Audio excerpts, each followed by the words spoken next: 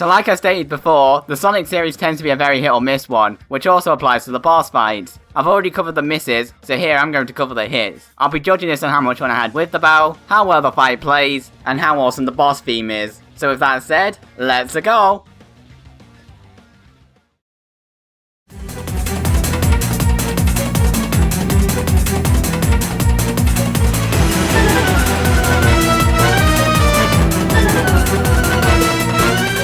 So throughout the whole of Sonic Colors, you go to each of the worlds to destroy each of the generators that Eggman is using to power a mind control cannon. But when you shut all 5 down and it's discovered that part of the previous boss damaged the cannon, resulting in it blowing up on the part, probably killing thousands of innocents, Eggman still isn't done with you, and pulls out one of the most intimidating robots he's ever made. As the fight begins with one of the best final boss themes I've ever heard, Eggman will absorb wisps to use various attacks based on the coloured wisps used throughout the game. You'll need good reflexes for this fight because Eggman's attacks, especially late on in the fight, can come out really fast. I'll also go one step further and combine some of the wisp moves that are really fun to dodge. In between attacks, he'll leave himself open, allowing you to homing attack the machine to free some of the wisps. And once you've saved enough, the music changes to an orchestral remix of the main theme, and Eggman's attacks get even more insane. This last bit is a bit of an experience to say the least, as you land the last couple of hits with that beautiful music. And it ends with you using all of the wisps you've saved to perform a supercharged homing attack which completely wrecks the boss, and ends the fight in a super satisfying way. There's a lot to love about this battle. The atmosphere, the boss's design, the music, the challenge, and of course, the fun factor. And it was also the first final boss of Sonic vs Eggman for ages at the time. I have to say what a comeback this was, possibly the best part of Sonic Colors.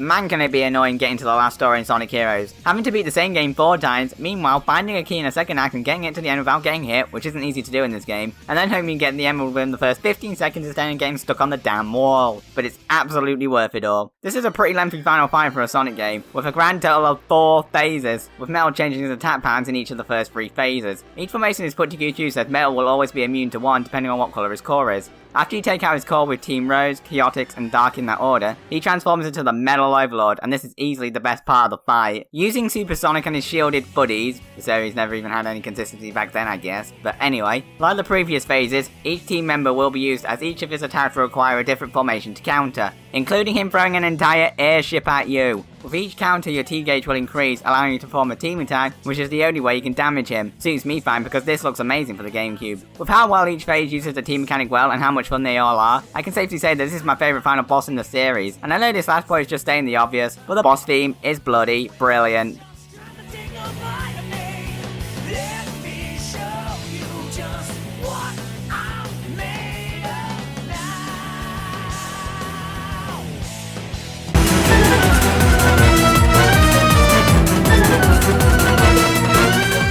As with the stages in Sonic Generations, all of the boss fights were recreations of previous ones, with many of them improvements over the original. I do like the Perfect Chaos fight from Sonic Adventure, but the remake fight in Generations is almost a completely new fight. It's actually sort of a level, this fight. For all the first 3 phases, you'll need to use various moves to speed over and platform around the ruins of Satan Square to either boost into him or homing attack his head. I guess Sonic has gotten more powerful since Adventure since no Super Sonic is needed. This setup makes the fight a lot more unique over the other fights in the game, and considering how good the level design can be in Sonic Generations, it's certainly a fun experience to go through. The last phase can be quite an interesting challenge, requiring good platforming and homing attack timing to land that final hit and send him back into the water. Overall, this fight is one of the best examples of Generations improving from the original source, and adding its own twist to the fight to make it more interesting, and the platforming in this fight is just awesome. Not to mention the sweet remix of Open Your Heart.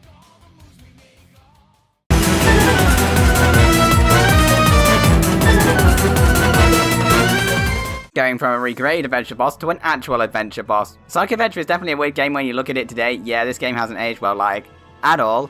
But some parts of the game still hold up today. Sonic's story is still a joy to go through, and I can still remember the blast of my first playthrough of his story. And what better way to end the campaign with one of the best boss fights I've ever fought. Out of all the Sonic vs Eggman fights, this is easily my favourite. Eggman's attacks mainly involve lasers. Sweeping lasers, exploding lasers, as well as unavoidable shots, so your best bet is to keep moving. When he attempts to launch the unavoidable shots, he'll leave himself open to homing attack the cockpit when you can. As you start taking more hits, he'll start firing from other angles and even destroy the platforms on the side you're not on. IQ of 300 doesn't think to completely destroy the half you're on. At this point he will actually start destroying them on your side though, one at a time, and fire his spike wheels at you which will act like boomerangs. And once his health is depleted, watch out!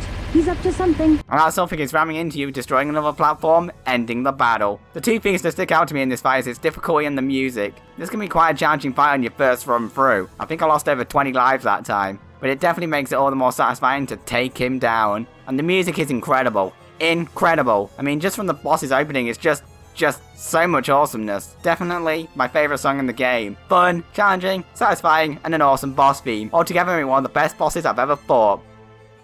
And to think this isn't even my favourite boss in the series.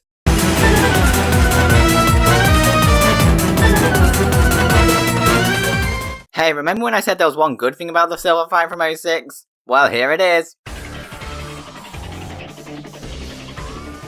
If there's anything that got the biggest improvement over the original, it's definitely the Silver fight. Going from the worst boss in the series into arguably its best. It doesn't at all play like the original fight, instead it's been rebuilt from the ground up, which was probably for the better. In a similar vein to Negoist Armor, the fight involves you chasing Silver, who's constantly moving away from you, having to use your quick step to avoid the rubble and avoid Silver's attacks. But those rubble aren't just there to get in your way. He'll use his telekinesis to throw objects at you, and this leads to one of the most enjoyable uses of the homing attack in the series, because you get to attack the pieces he attempts to throw at you before landing the hit on him. Silver's telekinetic powers are really used well here, as he'll constantly attempt to slam junk on you, create giant cars to ram you, all the way up to summoning a holy.